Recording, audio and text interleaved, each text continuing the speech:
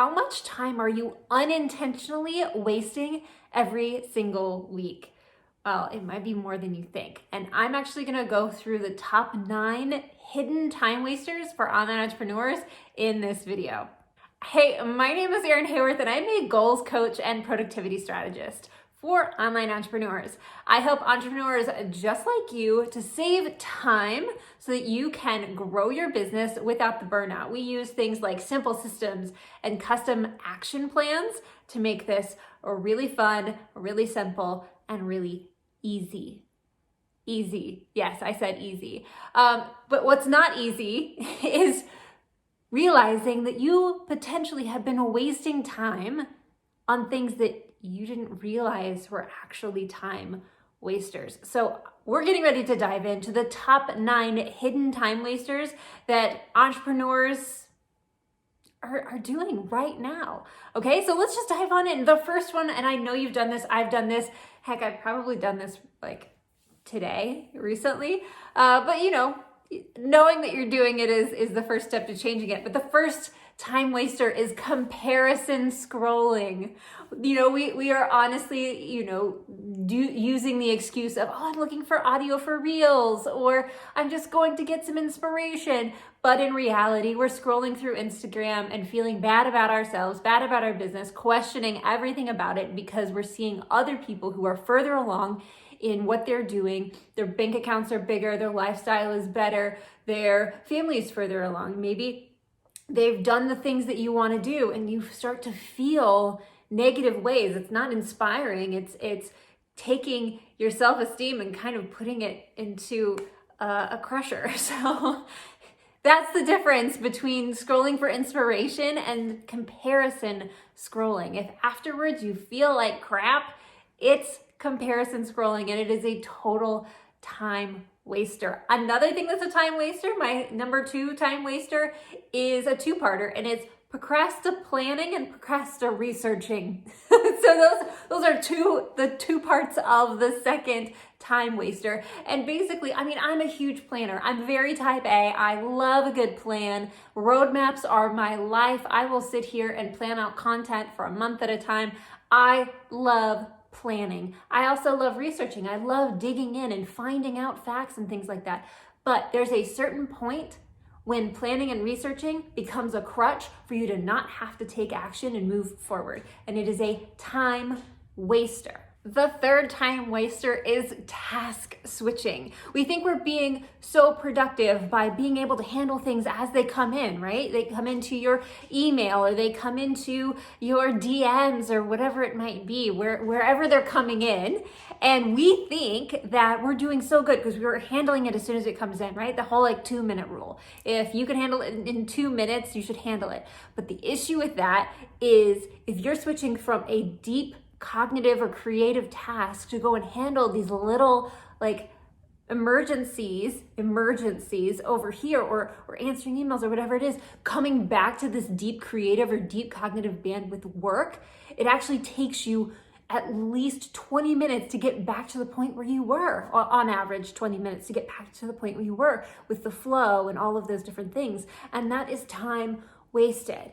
Whenever you stay in that cognitive and creative space and you're able to flow, you're able to work faster and work better. The quality and the quantity of what you're able to produce is larger than if you keep switching back and forth. Same thing with these things over here. You can actually batch all those together and work on all of those things at once. And it's by doing that, you actually get more of both of those things done if you're not going back and forth. The fourth thing is recreating the wheel. That's such a time waster. Recreating the wheels, meaning you are having to create the same thing over and over for different clients, or you're having to write the same email over and over to send this communication for referral requests or whatever it is. You're not utilizing the tools and the technology that you have to save time. Quit recreating the wheel. It's a total hidden time waster, okay? Number 5 is doing everything on your own. This is a total time waster. And what I mean by that is you're not utilizing automation technology and you're not utilizing the people around you, whether that is outsourcing something or delegating it to someone in-house, right? Outsourcing meaning to someone who is not within your actual physical household or your team, or delegating where it's to somebody else in your house or on your team. You're not utilizing those things and it might be for many different reasons. It might be because, well, I have to do it because I'm the only one that knows how to do it right, or I don't want to bother anybody else, or whatever it might be. That's a time waster, and it's usually a hidden time waster. We think, oh, well, it's going to take me too long to explain it to somebody else, so I'll just do it. When in reality, that every time that you have to do it, rather than letting someone else learn and figure out their own system for it and become responsible for it, is more time you are wasting. All right, so time waster number 6, I can't believe we only have a few left, but time waster number 6 is trying to work on things that are cognitively demanding, creatively demanding when you're not feeling it, right? When you're not feeling creative and when you don't have a whole lot of cognitive bandwidth or energy to sit down and create the thing. And I get, sometimes we don't want to do the thing and we've got to sit down and do the thing. But the more time that you spend trying to force creative endeavors, especially as an online entrepreneur, or things that are cognitively draining, cognitively require a lot of energy, you are actually wasting time, because the amount of time it's going to take you to complete a task that's cognitively demanding when you're not feeling like you have the cognitive energy to do that is going to be so much more than if you are doing that thing when you are at your best, when you have the most energy available. So not only is it the quality of whatever it is not going to be as good, also it's going to take you longer to create something that's subpar. So work with your rhythms. I know I'm not supposed to be giving all the answers on how to do this, but I can't handle it. Make sure that you are leveraging the time when you know you're most creatively and cognitively got the most energy, okay?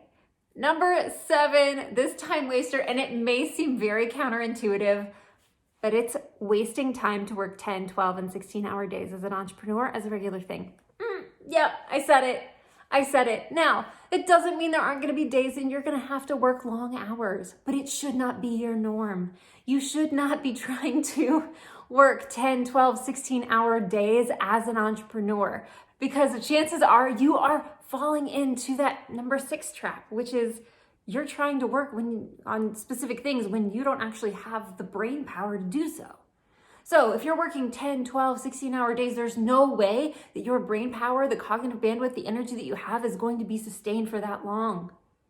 At least not without some major help, right? And I don't recommend that.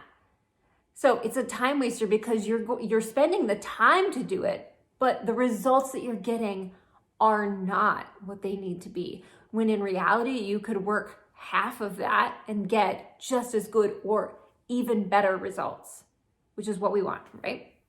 So don't fall into that trap. So, okay, number 8. And again, these may seem a little counterintuitive, but I promise this makes sense. Number 8 time waster is not taking breaks. Just powering through, trying to figure it out, trying to just keep going and not intentionally taking breaks. Our brains are not meant to work consistently, constantly for hours at a time. We need breaks. Your body needs breaks. So use them. If you're, again, trying to just get as much as you can, push your body to the limit, just keep going. The quality of the output that you're creating, the quality of what it is that you're producing is going to decline, which means the results that you're going to get it's diminishing, right? So intentionally taking breaks can actually be a time saver. All right, time waster number 9. And this is one that I'm going to get a lot of pushback on, and that's okay. I'm not worried about it. I'm an Enneagram 8. I can handle it. Number 9 time waster is Procrasti Organizing.